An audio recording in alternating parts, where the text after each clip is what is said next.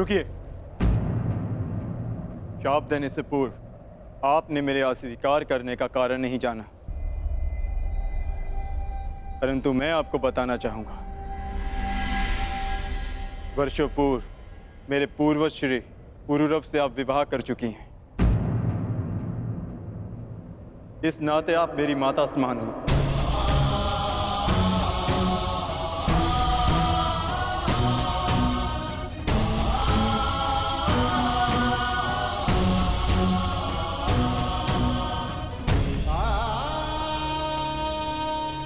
एक माता और पुत्र के बीच ममता का संबंध हो सकता है,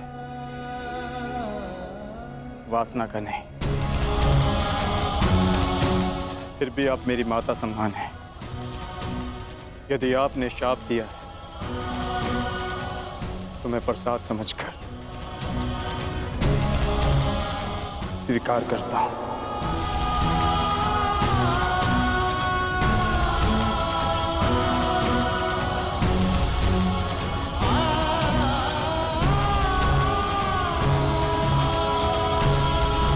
मुझसे अनजाने में ये कैसा पाप हो गया देवराज?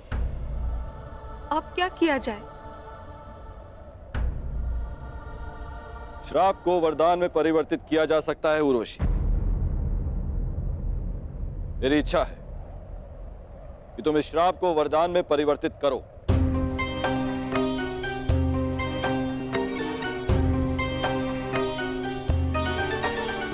मनुष्य का जीवन काल एक वर्ष के समान होता है। जिस प्रकार से मनुष्य जन्म लेता है, युवा होता है और वृद्ध होकर अंत को प्राप्त हो जाता है, उसी प्रकार एक वर्ष मानो एक जीवन के समान होता है। इसीलिए मैं तुम्हारा श्राप केवल 1 वर्ष तक के लिए सीमित कर देती हूँ। ये मेरा आशीर्वाद है अर्जुन, कि जिस प्रकार से मनुष्य को जीवन के अंत में उसका लक्ष्य मिलता है, तुम्हें भी इस श्राप के अंत में तुम्हारा लक्ष्य मिल जाए। और जिस वर्ष भी तुम इस श्राप को भोगना चाहो, तुम्हारी इच्छा अनुसार तुम इस श्राप को भोग सकते हो।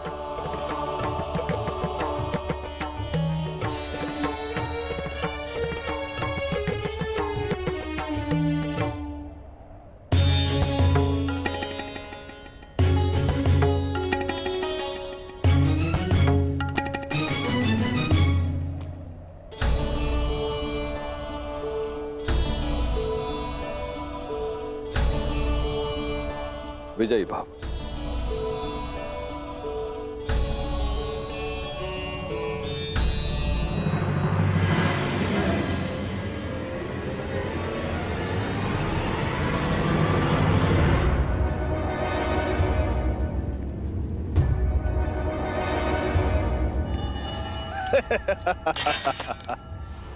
जयद्रथ अपने साले और मामा ससुर गांधार नरेश का स्वागत करता है।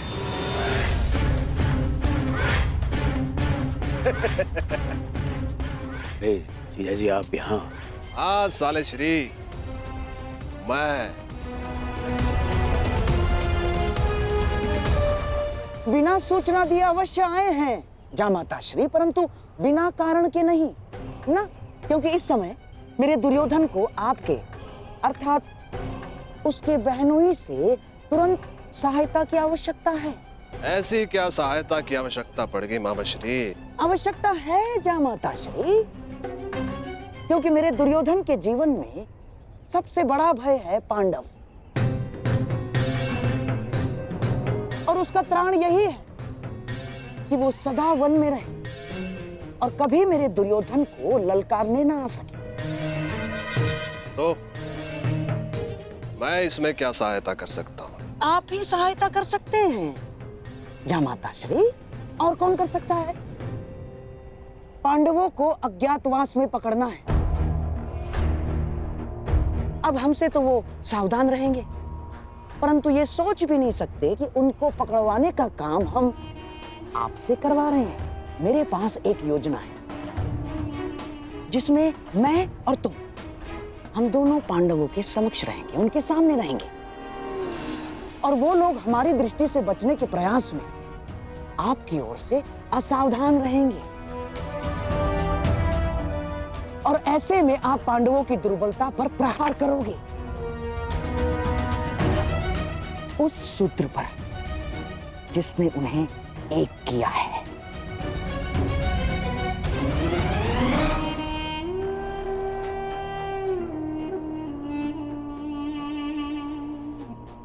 द्रौपदी,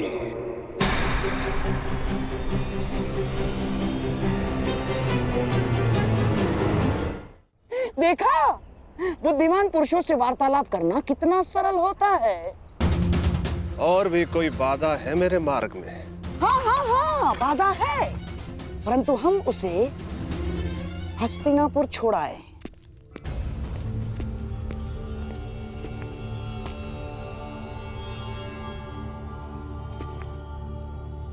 युवराज दुर्योधन कहाँ गए? उनसे युद्ध के प्रबंध के लिए बाकी राजाओं को निमंत्रण देने के लिए आज्ञा पत्र लेना था।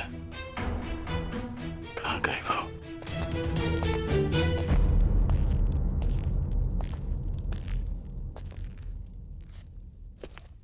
सेवक, युवराज दुर्योधन कहाँ है? युवराज अभी सो रहे हैं। अभी तक सो रहे हैं? अंगराज रुकिए, अंगराज! आपको भीतर जाने की आज्ञा नहीं है। और मुझे रोकने का सामर्थ्य तुम सब में नहीं है। अंगराज मेरी बात सुनिए, अंगराज, अंगराज मेरी बात सुनिए, अंगराज।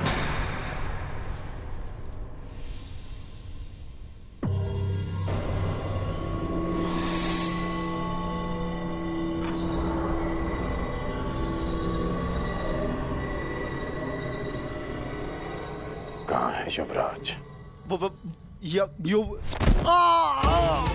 मैंने पूछा कहाँ है युवराज? वो सूर्योदय से पहले गांधार नरेश के साथ निकल गए। आदेश था किसी को कुछ न बताया जाए। मुझे क्षमा कर दीजिए अंगराज।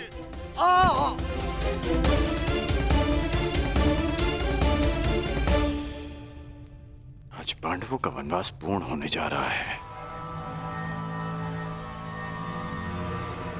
अज्ञातवास की पूर्व संध्या पर युवराज कहाँ जा सकते हैं?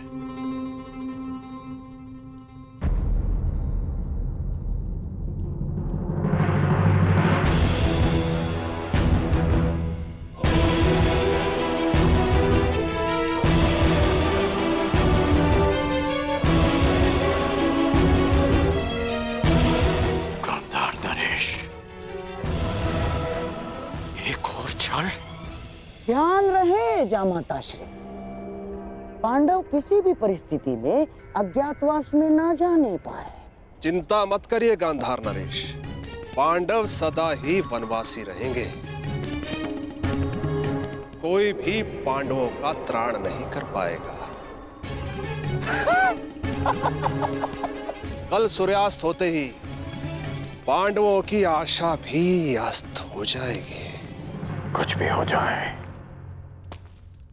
परंतु पांडवों का अज्ञातवास पूर्ण होना चाहिए, ताकि वीरों के भांति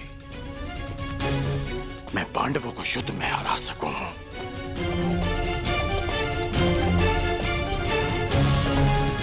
ताकि द्यूत सभा का कलंक मेरे और युवराज के माथे से सदा के लिए हट जाए।